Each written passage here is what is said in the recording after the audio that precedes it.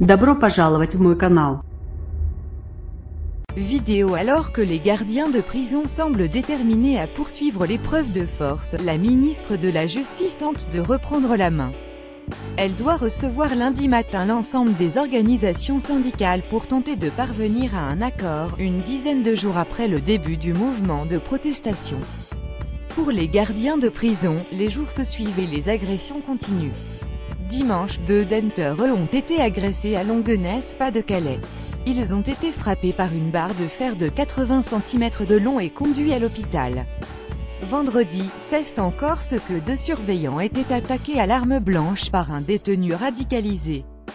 Il y a 10 jours déjà, 16 encore une autre agression, à Vendin-le-Vieil, Pas-de-Calais, qui avait déclenché le mouvement de grogne des gardiens de prison, lassés de la dégradation de leurs conditions de travail, sans cesse plus dangereuses. Tentative de dialogue pour tenter de reprendre la main, la ministre de la Justice, Nicole Belloubet, a décidé de recevoir lundi, à 13 h, l'ensemble des organisations syndicales représentatives. Le dialogue avait été rompu samedi, après le rejet d'une proposition d'accord émanant du ministère visant à renforcer la sécurité des établissements pénitentiaires. Le gouvernement proposait la création de 1100 emplois supplémentaires sur 4 ans, un renforcement des équipements de sécurité et la mise en place de quartiers spécifiques, totalement séparés du reste de la détention, pour les détenus violents. Les syndicats ont rejeté l'accord, le trouvant bien en deçà de leurs revendications, notamment en termes de reconnaissance et d'attractivité des missions de service public et de l'insuffisance de création de postes proposés.